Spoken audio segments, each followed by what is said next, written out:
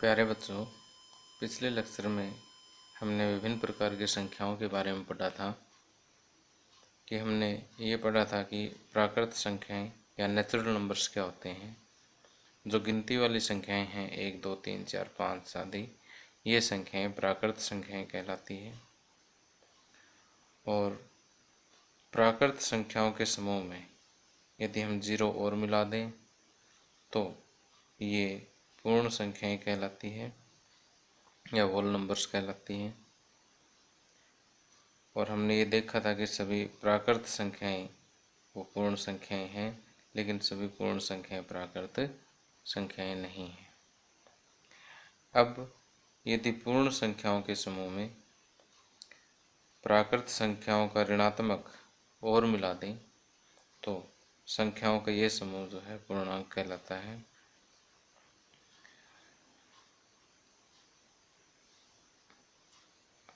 अब देखिए, जितनी भी पूर्ण संख्याएं हैं वो पूर्णांक हैं, लेकिन सभी पूर्णांक जो है वो पूर्ण संख्याएं नहीं हैं, क्योंकि ऋणात्मक पूर्णांक जो है वो पूर्ण संख्याएं नहीं हैं। इसके अलावा हमने पढ़ा था परिमेय संख्याएं या रेशनल नंबर्स, कि जो संख्याएं p/q के रूप में लिखी जाए और जहाँ पर q अर्थात कि हर जीरो ना हो, वो संख्याएं क्या कहलाएगी? परिमेय संख्याएं कहलाती हैं। जैसे हमने उदाहरण लिए थे 3/4, 5/7, 1/2 या 7/3, जो माइनस वाली संख्याएं भी ले सकते हैं। तो ये जो संख्याएं हैं ये परिमेय संख्याएं कहलाती हैं। इसके अलावा हमने पूर्णांकों पर भी विचार किया था कि कोई भी पूर्णांक जो है उसको हम डिवाइड बाई 1 लिख सकते हैं, कि 3 को जैसे 3/1, इसी तरह से किसी ऋणात्मक पूर्णांक -2 को -2/1 लिख सकते हैं। तो जितने भी पूर्णांक है वो परिमेय संख्याएं हैं। इतना हमने पिछले लेक्चर में डिस्कस कर लिया था। अब आगे, अब परिमेय संख्याओं के बाद में 5वें नंबर पर आता है अपरिमेय संख्याएं या इरेशनल नंबर्स। अब देखिए, जैसे हमने परिमेय संख्याएं पढ़ा था कि जो संख्याएं p/q के रूप में लिखी जाए जहाँ q 0 ना हो, ऐसी संख्याएं परिमेय संख्याएं कहलाती हैं। तो ये इससे उल्टा है कि जो संख्याएं p/q के रूप में ना लिखी जा सके,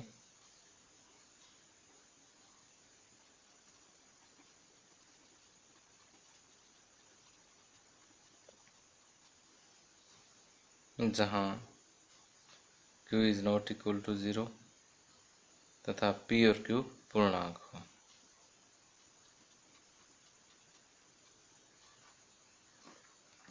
तो ऐसी संख्याएं जो है वो क्या कहलाती हैं?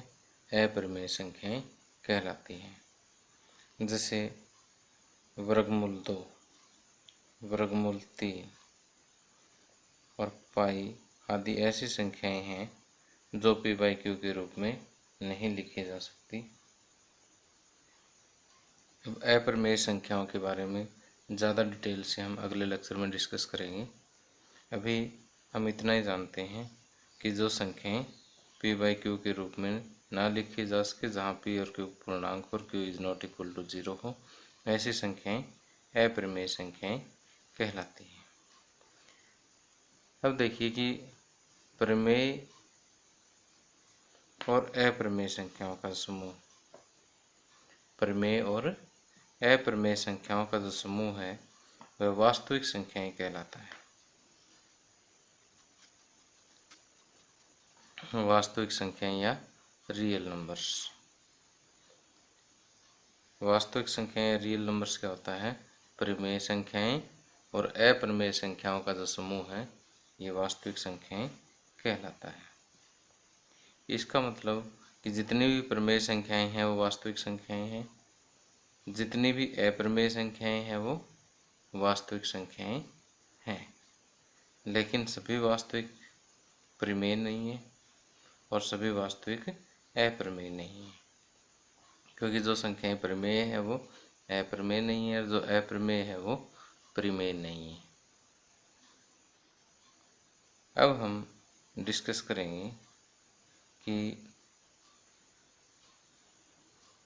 कि जो वर्गमूल वाली संख्याएं हैं, जैसे वर्गमूल 2, वर्गमूल 3, वर्गमूल 5 इत्यादि, इनको एक वास्तविक संख्या रेखा पर किस प्रकार हम निरूपित कर सकते हैं। जैसे एनसीईआरटी बुक का उदाहरण नंबर 3 है कि संख्या रेखा पर वर्गमूल 2 का स्थान निर्धारित कीजिए।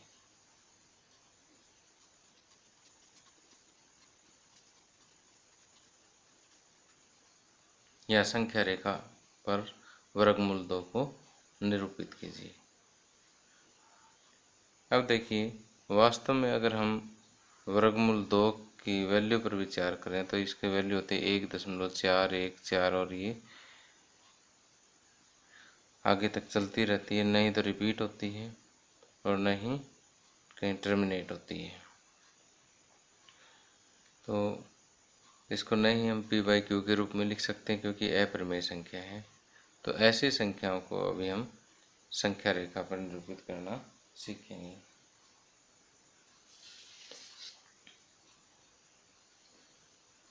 कि देखिए, ये हमारे पास एक संख्या रेखा है, इस पर हम ये बिंदु 0 ले लेते हैं और यहाँ पर हम 1, 2,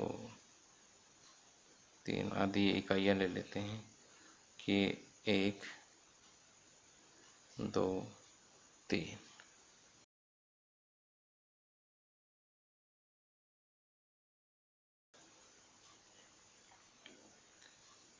अब देखिए कि यहाँ पर हमें वर्गमूल 2 को निरूपित करना है, तो इसके लिए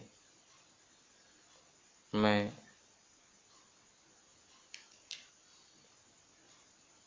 जीरो वाले पॉइंट को बिंदु O मान लेता हूँ और 1 वाले पॉइंट को बिंदु A मान लेता हूँ। अब 0 से O से लेकर A तक एक इकाई है। A पर हम एक समकोण बनाते हैं।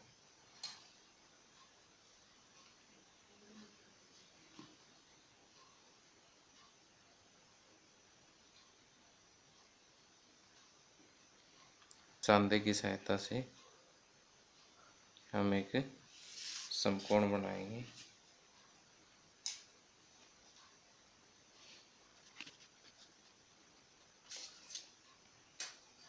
इस समकोण पर हम एक इकाई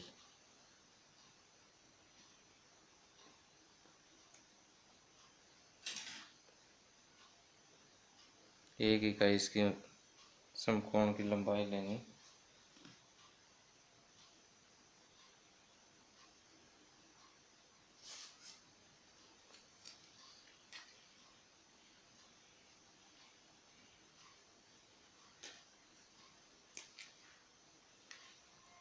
और A से लेकर B तक जो हमने एक इकाई लिया है,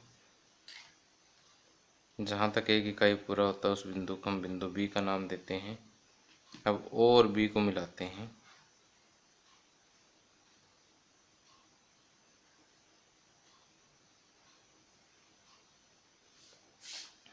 देखिए, ये आपके पास क्या आ गया, एक समकोण त्रिभुज आ गई। अब देखिए, हमें OB कैलकुलेट करना है। तो इस राइट एंगल ट्रायंगल OAB में समकोण त्रिभुज OAB में OB किसके बराबर होगा? OB बराबर पाइथागोरस प्रमेय का प्रयोग करेंगे। OA square plus AB square under the root. OA 1 के बराबर है तो 1 का स्क्वायर हो जाएगा, प्लस AB देखिए 1 के बराबर है, 1 का स्क्वायर। अब इसका वर्गमूल हो जाएगा। 1 का वर्ग 1 होता है, 1 का वर्ग 1। अब 1 प्लस 1 2 यानी वर्गमूल 2। तो इसका मतलब OB किसके बराबर आ गया? वर्गमूल 2 के बराबर आ जाता है। तो हमें यहाँ से वर्गमूल 2 लंबाई जो है प्राप्त हो जाती है, तो हम यहाँ ओ से लेके बी तक की प्रकार खोल लेंगे और इसी रेडियस की चाप हम आगे लगा देंगे।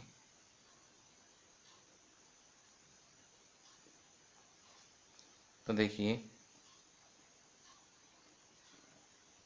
ये संख्या रेखा पर जिस स्थान पर जाकर मिलती है,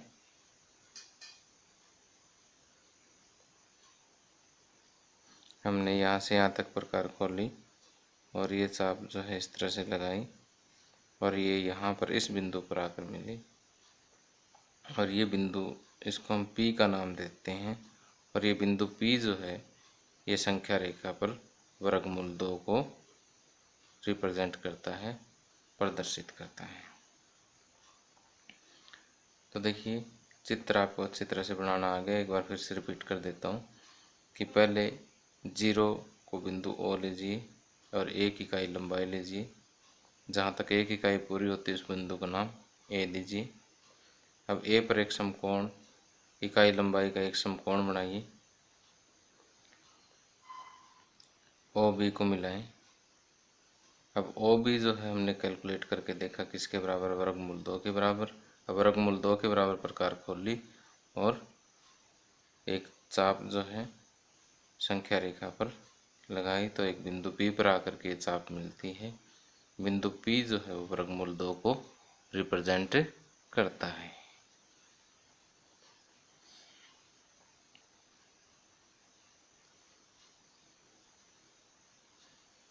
तो अब देखिए हमें नोटबुक में क्या लिखना है। हम नोटबुक में लिखेंगे कि OA बराबर OB बराबर 1 इकाई। इस प्रकार लिया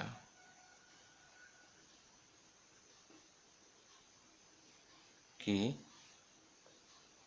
OA OB के समकोण है और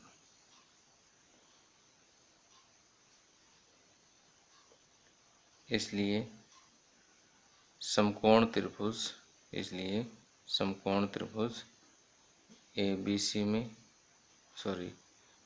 OAB में, इसलिए समकोण त्रिभुज OAB में आगे ये करते हैं OB बराबर ये और ये वर्गमूल 2। O को केंद्र मानकर एक प्रकार की सहायता से O को केंद्र मानकर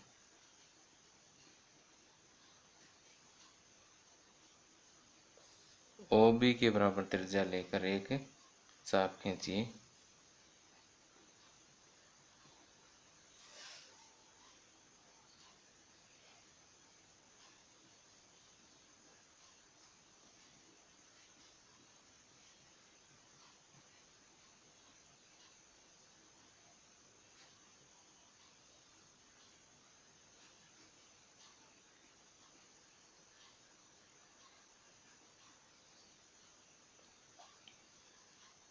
जो संख्या रेखा को बिंदु P पर काटती है।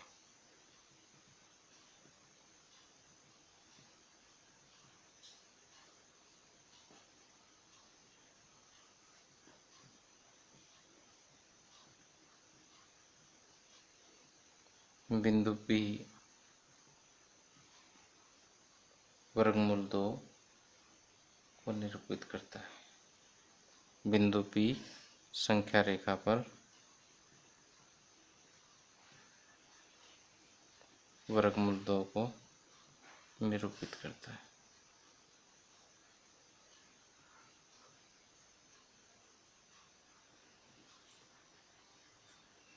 उदाहरण 4, वास्तविक संख्या रेखा पर वर्गमूल 3 का स्थान निर्धारित कीजिए।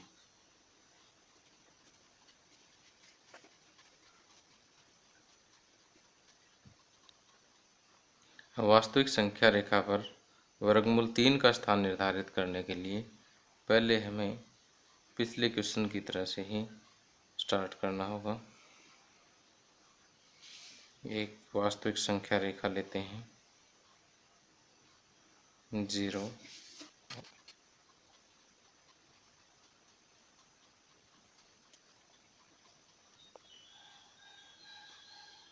अब देखिए, वास्तविक संख्या रेखा पर वर्गमूल 3 का स्थान निर्धारित करने के लिए हम एक संख्या रेखा लेते हैं। पिछले क्वेश्चन की तरह से ही जहाँ पर 0 है उस बिंदु को हम O का नाम देते हैं। 1 इकाई जहाँ पर पूरी होती है उस बिंदु को हम बिंदु A का नाम देते हैं। बिंदु A पर हम एक समकोण की रचना करेंगे।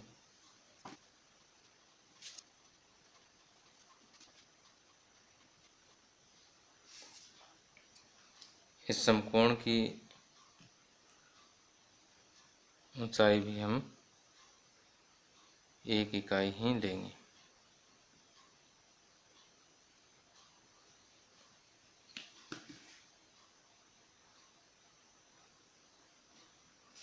तो यहाँ देखिए, हमने 1 इकाई के समकोण की रचना कर दी है और इस बिंदु का हम नाम बिंदु B देते हैं और फिर हम और B को ज्वाइन करते हैं। तो ये हमने पिछले सम में देखा था कि OB किसके बराबर है। जैसे ये इकाई लंबाई है, ये भी इकाई लंबाई है, तो OB जो है वो किसके बराबर होगा, OA square plus AB square under the root, यानी 1 square plus 1 square under the root 1 plus 1 under the root 2। तो OB जो है वह रूट 2 के बराबर होगा। इतना हमने पिछले सम में भी कर लिया था, ये आपने रिपीट करना है। अब आगे देखिए क्या करना है कि जो बिंदु B आया है उसके ऊपर आप फिर से एक समकोण की रचना करेंगे। कैसे करना है कि B पे ये D का जो है सेंटर पॉइंट रखिए और OB के ऊपर ये एक लाइन आ जानी चाहिए, यहाँ से 90।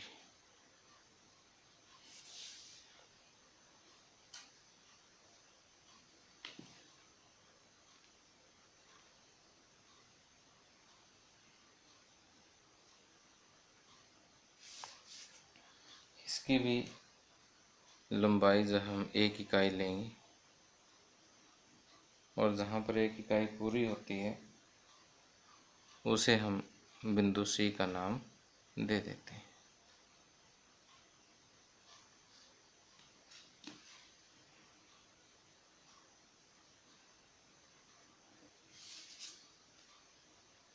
ये समकोण। अब देखिए, आप O और C को मिलाइए।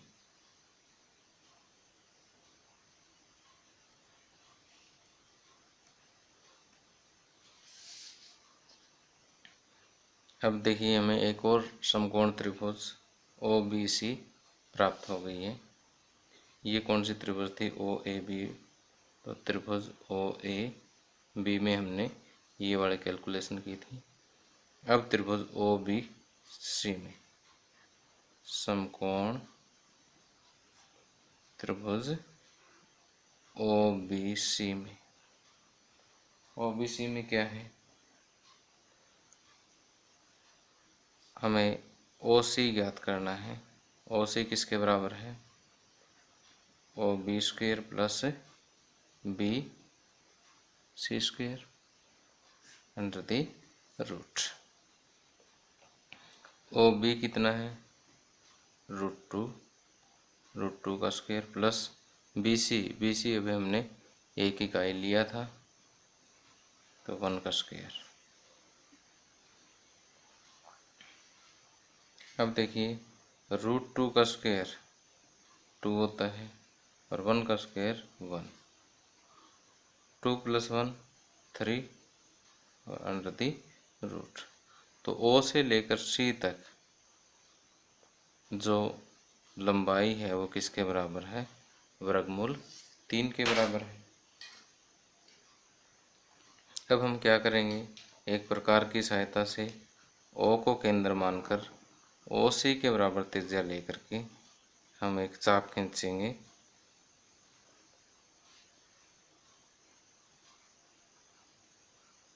जो संख्या रेखा पर किसी बिंदु के ऊपर काटती है। इसको कोई भी नाम दे सकते हैं जो पहले हमने इस चित्र में ना दे रखा हो। यहाँ पर हम बिंदु क्यू का नाम देते हैं। देखिए प्रकार चाप अगर दिखाई ना दे रही हो तो मैं दोबारा इसको ड्रा कर देता हूँ। तो जो बिंदु क्यू है ये संख्या रेखा पर वर्गमूल 3 का स्थान निर्धारित करता है, यानी वर्गमूल 3 को रिप्रेजेंट करता है। तो इसी तरह से अब प्रश्नावली 1.2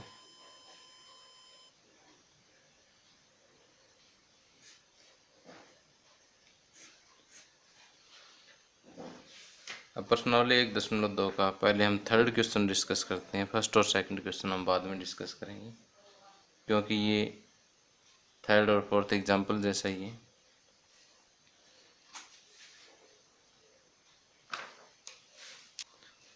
फोर्थ एग्जाम्पल में हमने जैसे वास्तविक संख्या रेखा पर वर्गमूल 3 को निरूपित किया था, ठीक इसी तरह से इस सम में वर्गमूल 5 को हमें संख्या रेखा पर निरूपित करना है। तो ठीक उसी तरह से एक संख्या रेखा लेनी है। चेंज क्या करना वो भी मैं बताता हूँ।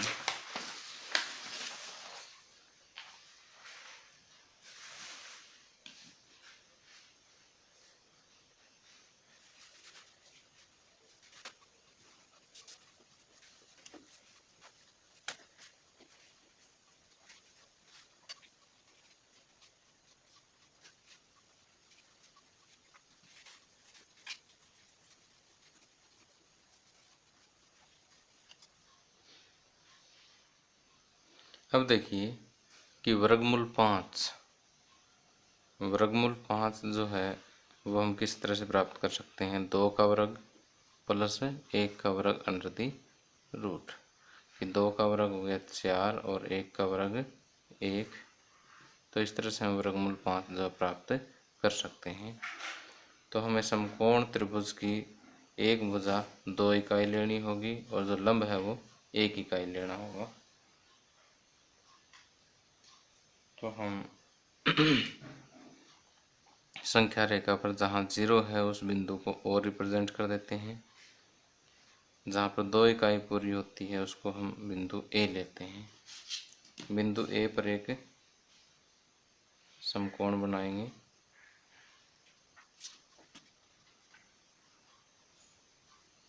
समकोण की जो लंबाई है वो हम 1 इकाई लेंगे।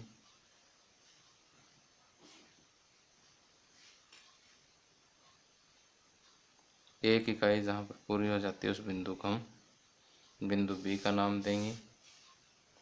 अब ओ और बी को मिलाएंगे।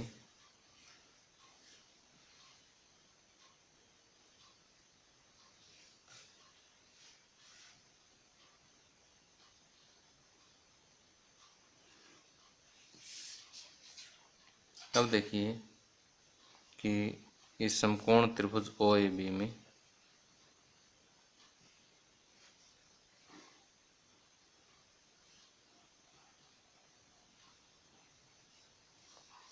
ओ बी हमें ज्ञात करना है। तो ओ बी बराबर होगा O A square plus A B square under the root.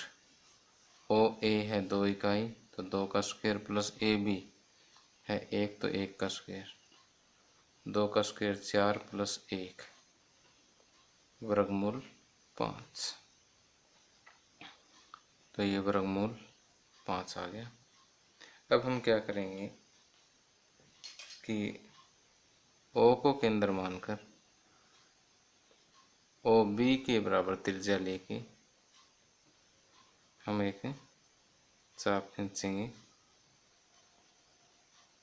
जो संख्या रेखा पर किसी बिंदु, इसका नाम दे दें कोई भी बिंदु P नाम दे देते हैं, किसी बिंदु P पर कट करती है और ये बिंदु P जो है वो वर्गमूल 5 को निरूपित करता है। तो लिखना तो सिंपल ही है। पहले ओ ए 2 इकाई लिया, ए पर एक समकोण ए बी लिया जिसकी लंबाई 1 इकाई है। अब हमें समकोण त्रिभुज ओ ए बी प्राप्त होगी जिसमें ओ बी बराबर ये चीज़ है। और अब ओ को केंद्र मानकर ओ बी के बराबर प्रकार खोल के या ओ बी को त्रिज्या मानकर एक चाप खींची जो संख्या रेखा पर बिंदु P पर काटती है। बिंदु P जो है वर्गमूल 5 को निरूपित करता है।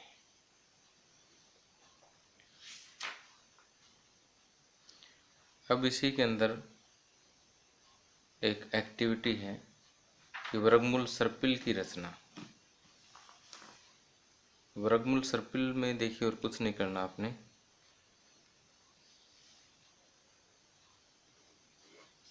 वर्गमूल सर्पिल में आपने पहले एक इकाई लेनी है ओ ए, फिर उस पर समकोण एक इकाई का रफ ही समझा रहा हूँ मैं, यहाँ समकोण बनाना आपने। ये क्या हो गया वर्गमूल 2। अब यहाँ आपने फिर समकोण बनाना है जिसकी इकाई फिर एक लेनी है आपने,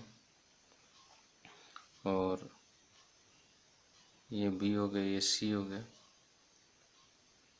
और फिर आपने ये वर्गमूल 3 की रचना करनी है। यहाँ पर आप फिर से एक समकोण बना दीजिए और इसकी इकाई जो है वो 1 ले लीजिए, और ये वर्गमूल 4 अर्थात 2 इकाई के बराबर मिलेगा आपको। फिर यहाँ पर एक समकोण और बना दीजिए और आगे इसी तरह से चलते रहेंगे हम, तो ये वर्गमूल 5 को रिप्रेजेंट करेगा। तो इस तरह से आप जहाँ तक बढ़ सकते हैं चलते जाएं और एक सर्पिल की रचना हो जाएगी, और ये वर्गमूल सर्पिल ही है और ये क्लासरूम एक्टिविटी है। अब प्रश्नावली 1.2 का प्रश्न नंबर 1। प्रश्न नंबर 1 में हमें दिया है कि नीचे दिए गए कथन सत्य हैं या असत्य, कारण के साथ अपने उत्तर दीजिए। प्रत्येक अप्रमेय संख्या एक वास्तविक संख्या है। तो जैसे हमने पढ़ा था कि परिमेय संख्याएं और अपरिमेय संख्याएं,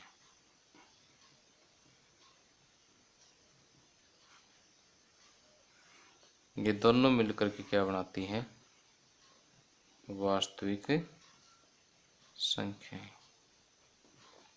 तो जितनी भी प्रमेय संख्या है वो वास्तविक है, जितनी भी अप्रमेय संख्याएं हैं वो भी वास्तविक संख्याएं हैं। तो यहाँ जैसे पहला कथन क्या है, प्रत्येक अप्रमेय संख्या एक वास्तविक संख्या है, तो प्रत्येक अप्रमेय संख्या एक वास्तविक संख्या है, तो यह कथन सत्य है।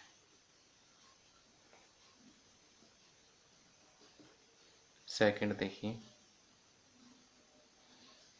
अब अगर इसका कारण देना हो तो हम ये कहेंगे कि प्रमेय और अप्रमेय संख्याओं का समूह ही वास्तविक संख्याएं हैं, इसलिए प्रत्येक अप्रमेय संख्या एक वास्तविक संख्या है। सेकंड पार्ट, संख्या रेखा का प्रत्येक बिंदु वर्गमूल m के रूप में का होता है जहां m एक प्राकृत संख्या है। अब देखिए संख्या रेखा पर प्रत्येक बिंदु वर्गमूल m के रूप का होता है। चलो इस पे हम थोड़ा सा डिस्कस करते हैं।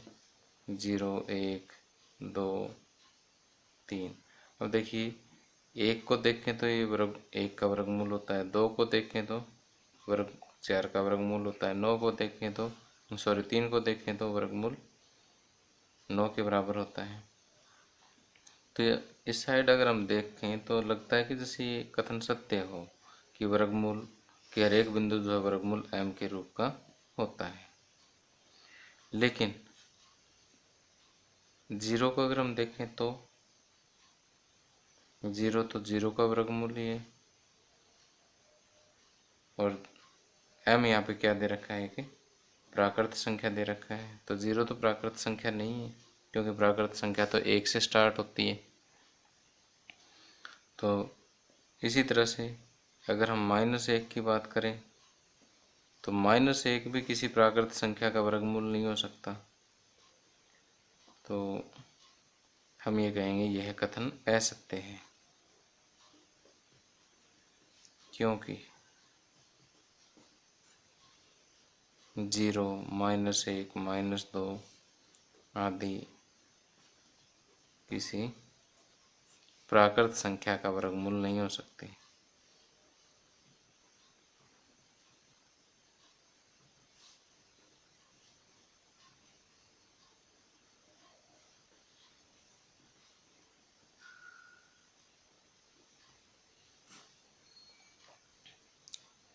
अब थर्ड देखिए, प्रत्येक वास्तविक संख्या एक अप्रमेय संख्या होती है। अब देखिए, प्रत्येक वास्तविक संख्या जो है या तो प्रमेय होगी और या ही अप्रमेय होगी। तो प्रत्येक वास्तविक संख्या अप्रमेय संख्या तो हम नहीं कह सकते, क्योंकि जो प्रमेय होती है, क्योंकि वास्तविक संख्याएं प्रमेय भी होती है, जो प्रमेय होगी वो अप्रमेय नहीं हो सकती। तो ये कथन भी असत्य है, क्योंकि जो वास्तविक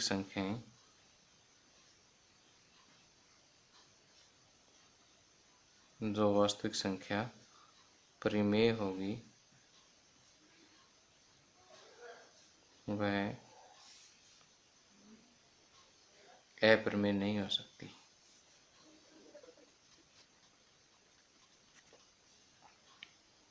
अब इसका सेकंड क्वेश्चन देखिए, क्या सभी धनात्मक पूर्णांकों के वर्गमूल अप्रमेय होते हैं? यदि नहीं, तो एक ऐसी संख्या का वर्गमूल का उदाहरण दीजिए जो एक परिमेय संख्या है। तो देखिए, जैसे अभी हमने पढ़ा कि वर्गमूल 2, वर्गमूल 3, वर्गमूल 5 आदि क्या है? अपरिमेय संख्याएं हैं। तो अब इस क्वेश्चन में पूछा है, क्या हर एक धनात्मक पूर्णांक का वर्गमूल एक अप्रमेय संख्या होती है? तो यदि हम देखें तो वर्गमूल 4 क्या किसके बराबर है? 2 के बराबर। और 2 को हम p/q के रूप में लिख सकते हैं, जहाँ p और q पूर्णांक है और q भी 0 के बराबर नहीं है। तो इसका मतलब ये तो एक परिमेय संख्या होगी। इसी तरह से वर्गमूल 9 है, 3 के बराबर होता है। तो हम ये कह सकते हैं कि नहीं, सभी धनात्मक पूर्णांकों का वर्गमूल एक अप्रमेय नहीं होता। नहीं, सभी धनात्मक पूर्णांकों का वर्गमूल एक वर्गमूल अपरिमेय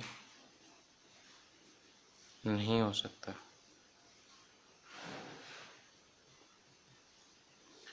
जैसे उदाहरण दे दीजिए, जैसे वर्गमूल 4 बराबर 2, वर्गमूल 9 बराबर 3 आदि। आप ऐसे और भी उदाहरण दे सकते हैं। इसी के साथ प्रश्नावली 1.2 जो है वो समाप्त हो जाती है।